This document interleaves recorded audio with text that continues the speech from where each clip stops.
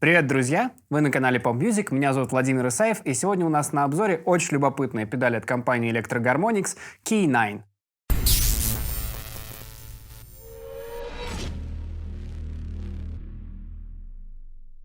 Key 9 — это один из последних представителей 9-й серии у компании Electro Harmonix. Он довольно интересный у них получился. Здесь собраны несколько звучаний разнообразных электропианино, и есть даже, некоторые заскочили, один орган, маримба и вибрафон. Соответственно, звуки довольно интересные, в отличие от органов, в которых куча органов и ничего больше. Здесь много разных новых звучаний, и, мне, заранее скажу, педаль понравилась и показалась любопытной. Давайте ее вместе послушаем.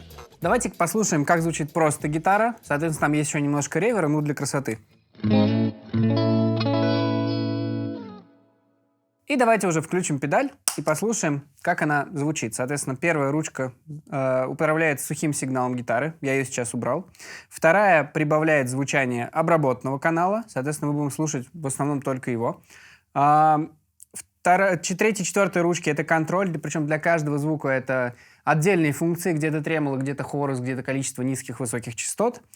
И, соответственно, большой белой ручкой, такого же размера, кажется, что она больше. Можно выбрать, какой звук мы включаем. Соответственно, первая называется динамо. И, на самом деле, это просто родос.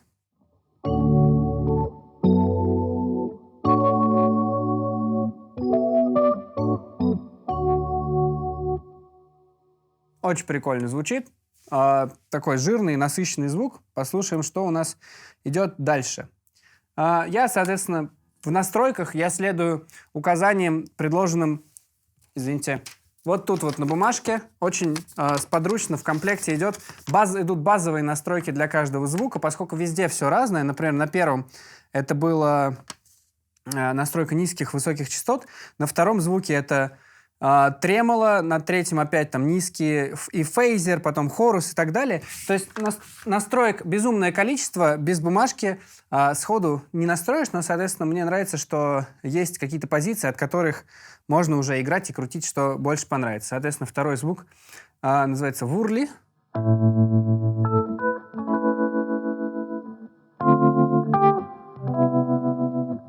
Тремоло, довольно приятное. Следующий звук называется suitcase.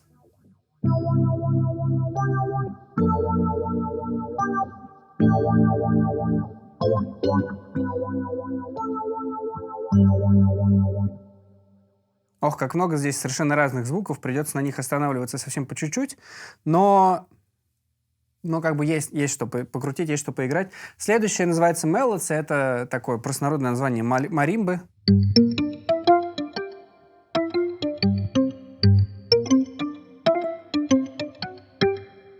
То есть одноголосые мелодии маримбы отлично воспроизводит. И какими-то аккордами тоже можно. Опять же, маримба не тот инструмент, на котором прям совсем часто играют аккорды и аккомпанируют. 88 — это, соответственно, 88-клавишная вариация на родос. Давайте послушаем, что она выдает.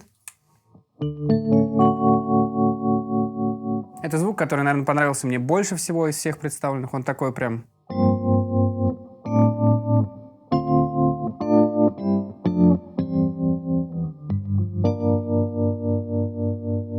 Очень достоверно, очень приятно звучащий. Try Glorious.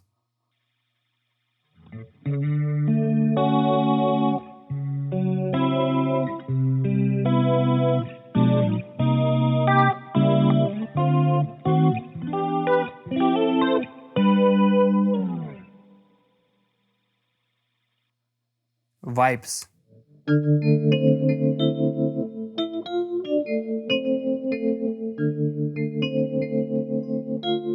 Это уже, как я сказал, вибрафон, но при этом он с механическим тремоло.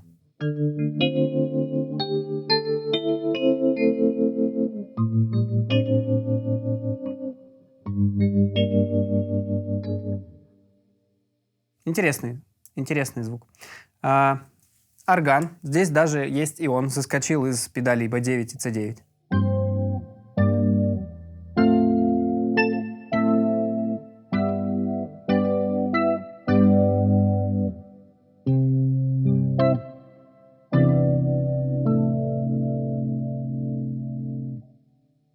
Ну и напоследок нам предлагают насладиться звучанием Steel Drum синтезатора.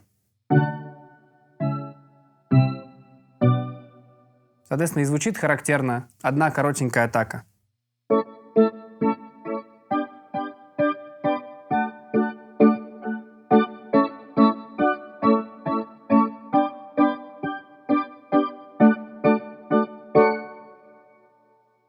Вот такая интересная педаль.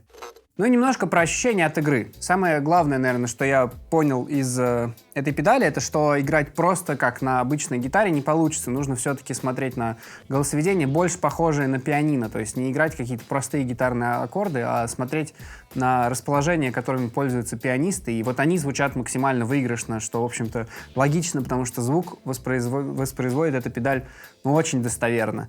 Кроме того, с задержкой показалось, что чем сложнее звук, по насыщенности, условно, по тому, как много этот звук добавляет к обычной гитаре, тем больше по ощущению задержка. Соответственно, например, маримба, почти никакой задержки нет, и, соответственно, поскольку она еще и нужна для того, чтобы играть какие-то одноголосые мелодии, это прям круто, что можно, условно, выкрутить сухой сигнал и играть какую-то тему в джазовой пьесе, при этом почти не будет отставать звук маримбы, и вы сможете как минимум удивить на джеме людей, которые собрались вот таким необычным звучанием инструмента. То есть каких-то таких детских болячек у этой педали нет, она звучит интересно, и, естественно, я должен сказать, что она не ловит совсем быстрые пассажи.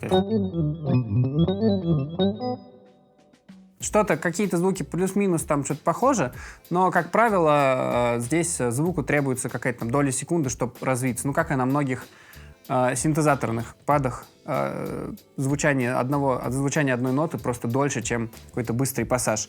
А в целом, по-моему, очень интересно.